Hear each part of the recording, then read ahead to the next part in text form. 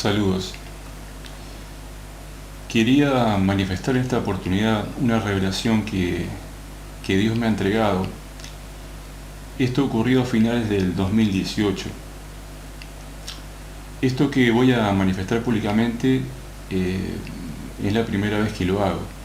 Cuando yo comenté todo esto, no pasaron de más de 3 o 4 personas a las que le mencioné esto. Y francamente pienso de que esas 3 o 4 personas a las que yo les conté esta revelación de parte de Dios no han entendido, y esta es la primera vez que lo hago públicamente. Es un sueño esta revelación vino a través de un sueño que tuve hace aproximadamente 2 años. Yo no soy de contar este tipo de cosas públicamente, primero porque hay mucha gente teniendo sueños por todos lados y contando revelaciones por todos lados, y francamente uno cuando escucha eso se da cuenta de que es más de lo mismo. Y yo sé que en el pueblo de Dios, en el pueblo de Dios y el que no es pueblo de Dios, cuando uno comenta que ha tenido un sueño, eso como que es llamativo, como que llama la atención. Hay sueños que son de parte de Dios, pero hay sueños que, nacen de la imaginación de la persona. Eso es una realidad. Particularmente soy bastante celoso a la hora de contar este tipo de cosas, porque no porque Dios nos revele algo significa que uno tenga que salir a manifestarlo a los 4 vientos. Uno tiene que poner eso en oración y ver luego si Dios nos autoriza a manifestar públicamente eso que Él nos reveló. Eso es una realidad, hermanos. Hay mucha gente que sale enseguida a contar las cosas, sean de Dios o no, yo no lo sé. Hay claramente sueños que uno se da cuenta de que es producto de la imaginación de la persona. Muchas veces hay personas que cuentan sueños, manifiestan sueños, pero lo que están buscando es como una especie de reconocimiento dentro de lo que es la iglesia o las iglesias. Por eso soy bastante cauto a la hora de contar este tipo de cosas. Bueno, una vez aclarado esto, hay gente que no va a entender, hay gente que no va a creer, para otros no va a ser ninguna novedad, pero para mí hace 2 años aproximadamente fue todo un descubrimiento, porque yo ignoraba acerca de esas cosas. El sueño comienza de esta forma. Yo entraba en una iglesia, o lo que es un templo. En la entrada de este templo había una especie de portero. Muchas veces cuando Dios nos habla y nos habla de un portero, una iglesia, muchas veces esto significa que es el pastor o el pastorado de esa iglesia en particular o de las iglesias. Por eso la palabra portero, en lo que son las revelaciones, muchas veces está asociado a eso, a la figura pastoral. Bien, yo hablaba con los pastores son algo así como los guardianes de las puertas de las iglesias. Por eso la palabra obispo significa el que vigila el rebaño. O sea, el pastor es como un obispo que vigila lo que es la grey, no para que se enseñoree de la grey, sino para que el ojo del pastor visualice y defienda lo que es su congregación, que esté al tanto, que supervise. Entonces yo entraba a la iglesia y yo hablaba con este portero, con esta especie de portero, y yo le hablaba y el hombre no podía entender lo que yo le hablaba. Es como esa gente que tiene la mente tomada y usted le habla a esa persona y la persona no puede asimilar lo que usted le dice. O sea, usted de repente le pregunta algo y la persona sale con cualquier cosa que no tiene relación con la conversación. Entonces, este hombre que estaba de portero no podía entender lo que yo le hablaba. Así que, seguí de largo y fui y me senté en uno de los bancos. Cuando yo estaba sentado en uno de los bancos y estaba ahí, o sea, con lo que sería la parte del escenario del público, donde está la zona del pastor, de repente me cae como una especie de agua aquí en esta zona de la cabeza. Cuando me cae esa agua, yo sentí que se me mojó esta parte de la cabeza. Y una gota de esa agua corrió a un ojo y después al otro ojo. Cuando esto sucedía, yo pude ver en la zona donde está el pastor, o sea, lo que es la zona del púlpito, vi que había como una especie de ídolo, como de 3 o 4 metros de altura. Era algo que imponía respeto, como que imponía presencia. Yo nunca estuve frente a una imagen de esa magnitud, nunca. Pero era algo que como que imponía presencia, ¿no? Cuando yo veo esta imagen estaba sentada en un trono, y era una imagen como de 3 o 4 metros de altura. Yo no recuerdo detalles de la imagen. Yo tendría que haber anotado los detalles, porque muchas veces los detalles de algo revelan cosas acerca de lo que uno está viendo en la visión o de lo que uno sueña.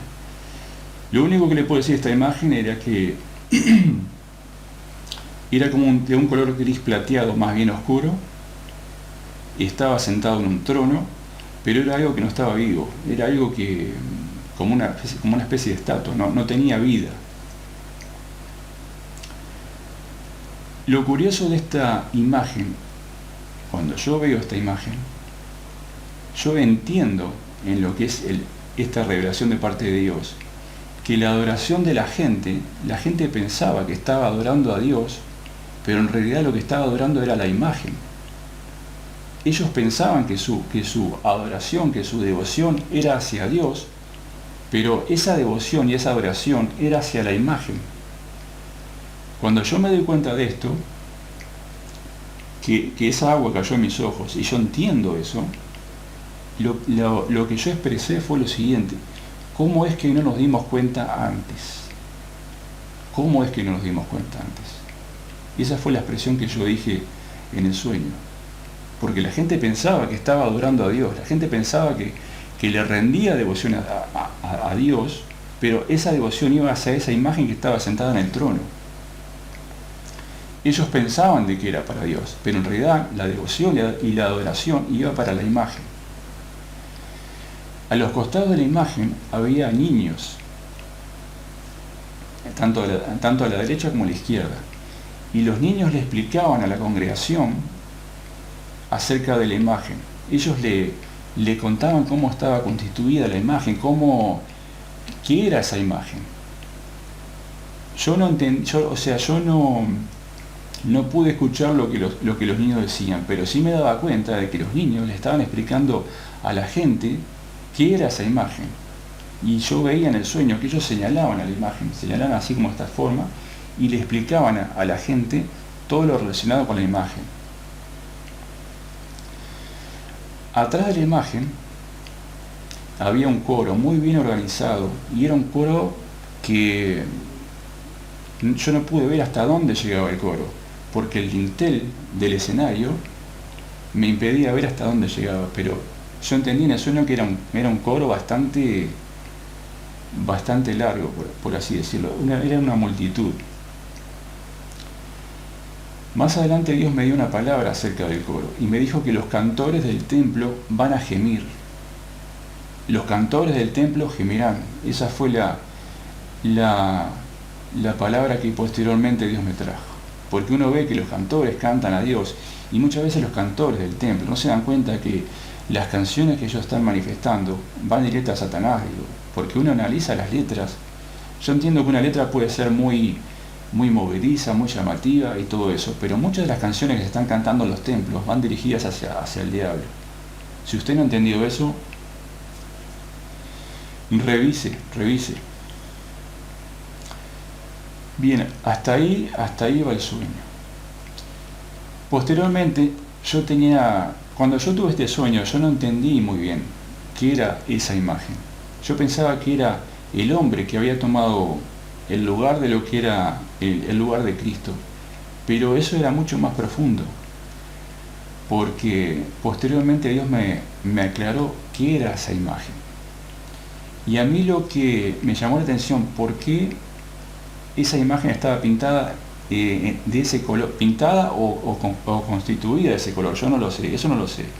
Pero por afuera se veía que era de ese color, como una especie de gris plateado, pero más bien tirando a un gris oscuro.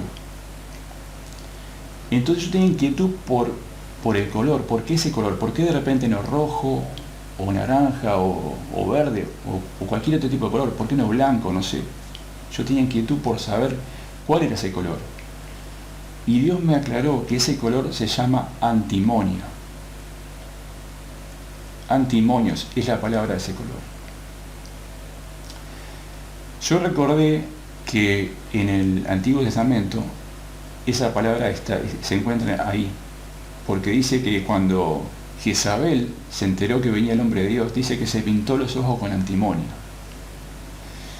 Más adelante voy a aclarar acerca de los ojos y el antimonio, pero el color de esa estatua, de esa imagen, era antimonio. Posteriormente yo entendí qué era esa imagen, y esa imagen es el César. Esa imagen es la imagen del César. Cuando los pastores o los miembros encargados de legalizar la iglesia se presentan delante, el sueño fue hasta ahí. Ahora a continuación es lo que voy a decir.